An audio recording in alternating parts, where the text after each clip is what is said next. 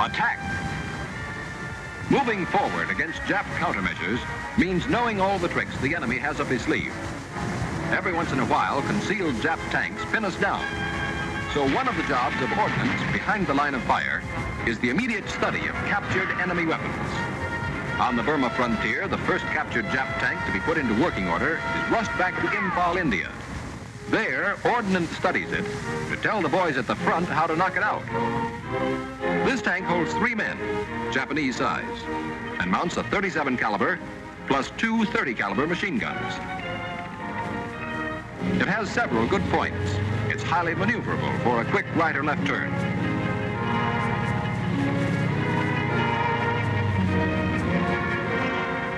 And it can get along very well over ditches, trenches, and rough terrain. Notice how low the wheels go down in the ditch.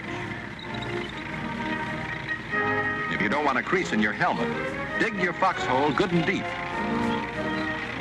But she's got weak points and can be made defenseless. It's vulnerable at all times. From a distance, it can be put out of commission with a rifle. Here's how. This is the rear idler and track. The wheel is held by only a single bracket. And a well-placed bullet can throw the track off the bogies by breaking this bracket, thus stopping the tank dead in its tracks.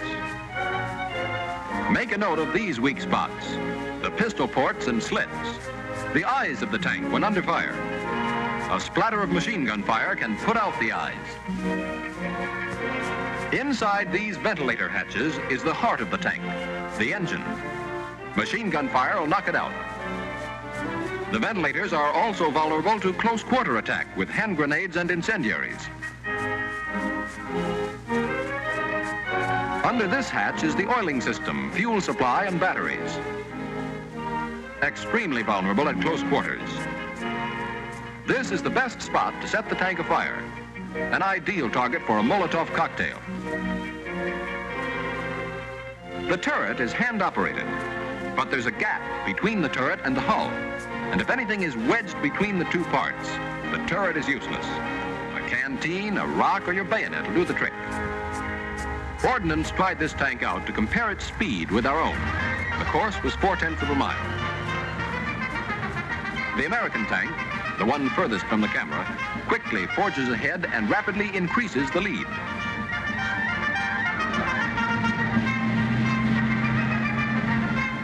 The finish line. Time for our tank, 50 seconds. Jap tank, 55 seconds. Our tank, 10% faster. A pretty good tank, but not so tough against the soldiers who have taken time to learn the weapons of the enemy.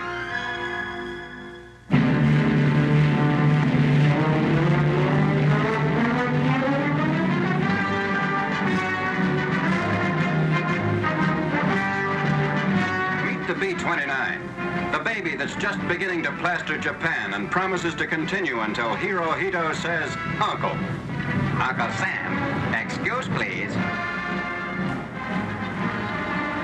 It's so huge you can stand on that tail and look into any 3rd floor window.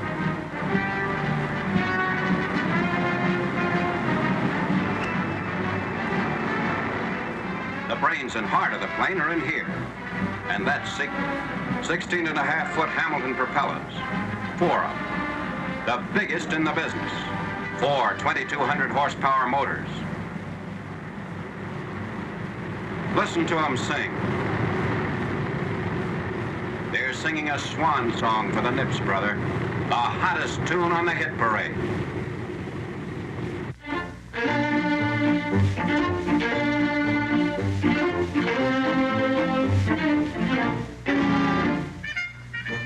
These boys had wire for cable.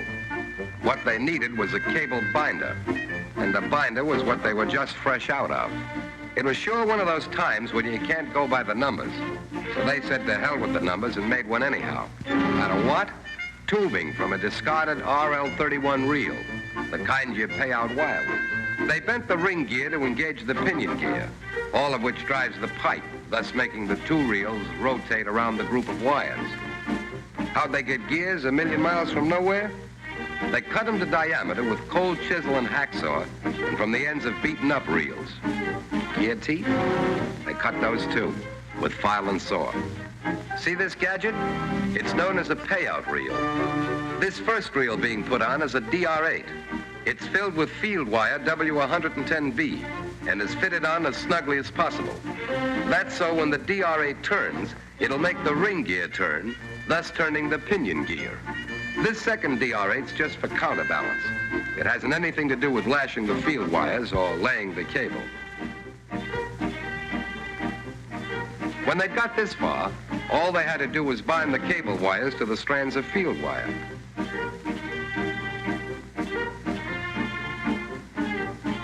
Then as the spinner was pulled forward, the reel containing the lashing wire rotated around the strands of field wire, binding them firmly together. And what's more, with this homemade gadget, these guys wrapped more wire in one day than they could have done in 4 without it.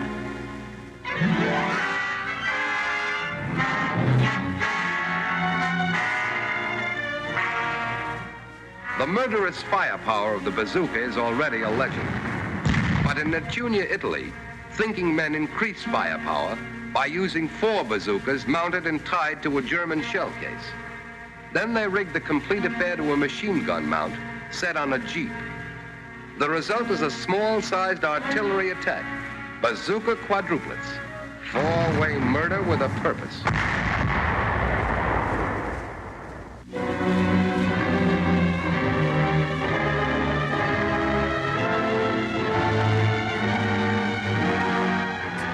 One of the most difficult problems for our advancing armies is that of enemy mines. However, our metallic mine detectors have been developed to a point where we have this problem under control. In certain cases, we no longer explode metallic mines. By various ingenious devices, such as this soldier's forked stick, which enables him to spring the mine without exploding it, we're capturing them intact, to be saved and replanted against our enemy himself. But each time one side contrives something new or licks some problem posed by his opponent, the other side comes right back with another new gadget. The Nazis have answered our perfected technique of metallic mine detection with this simple little wooden box. Looks harmless enough, doesn't it? But it's just as deadly as the larger metal mine. A detonator is placed through a hole in the front, and the firing pin set. The lid is then partially closed, but prevented from closing entirely by a small twig placed under the edge. When this twig is disturbed, the lid falls, knocking out the pin. This is sure one little package that should be clearly marked, handle with care. What are you doing, the infantry? 1, 2, 3, 4, 1, 2, 3, 4, 5. They marched up the beaches of Guadalcanal and Bougainville, marched into North Africa. They marched right into Sicily. Hey, wait a minute, hold it. Why, you're giving out with the idea that all we do in the infantry is march. But somewhere between hip, choo, hip, ho, well, somewhere we've become more than marchers. We're modern-day specialists.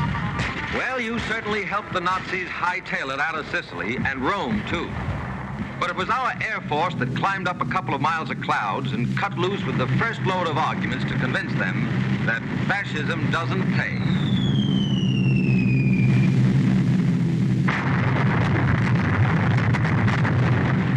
Well, the artillery helped.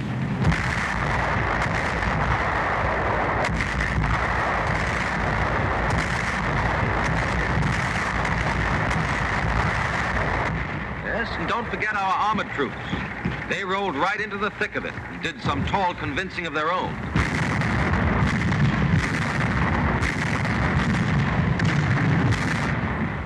But everybody knows it's the infantry that has to say the last word in this argument.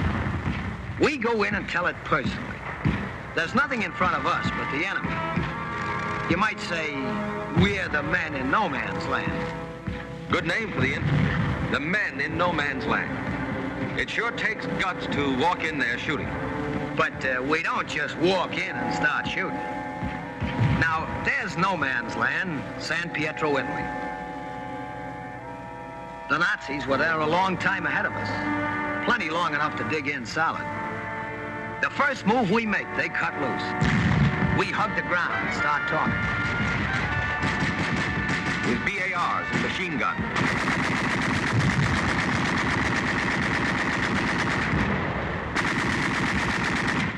And don't forget the 81mm mortars. Their crews are really special. You know, you don't just aim an 81 at the enemy. Its fire's got to be plotted, and plotted right. Does the training you got back home help you much? You mean like keep your tail down, make yourself part of the terrain, not a bump on it? Well, brother, it's thanks to keeping low and taking advantage of every inch of cover that we were able to wipe out the forward Nazi guard positions and move in close.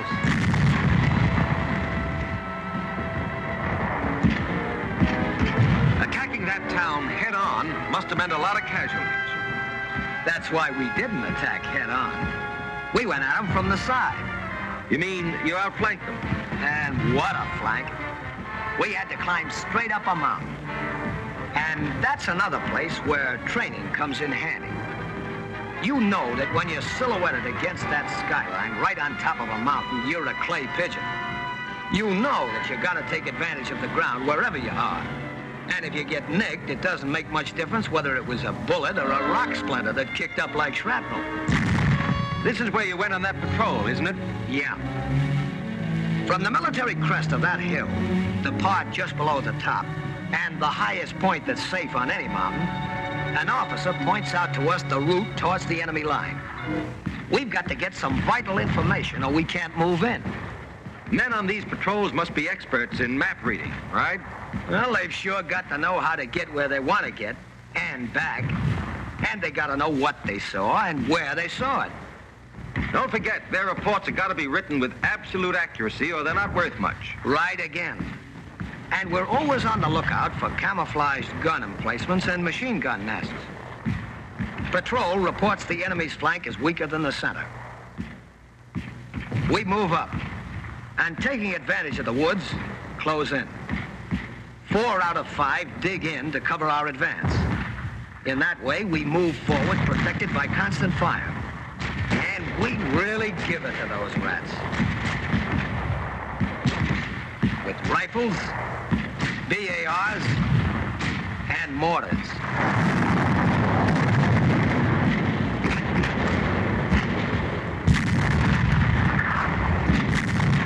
Planting a phosphorus grenade does the most good. Knocking the buzzards right out of their nests. Grenades slung on every loop, bayonets fixed and ready, means infighting. And when the Nazis move out, their communiques will say they evacuated the positions. Oh, boy, what a laugh. They'll mean the infantry blasted them out. And then we move in and mop up.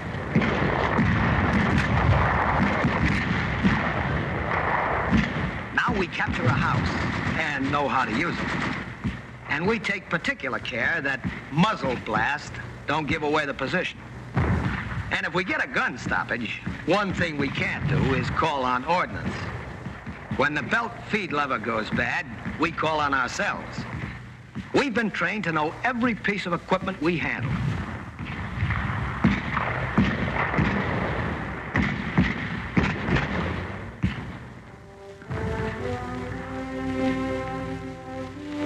And now this piece of land, this shattered town, is ours because the infantry moved in and took it.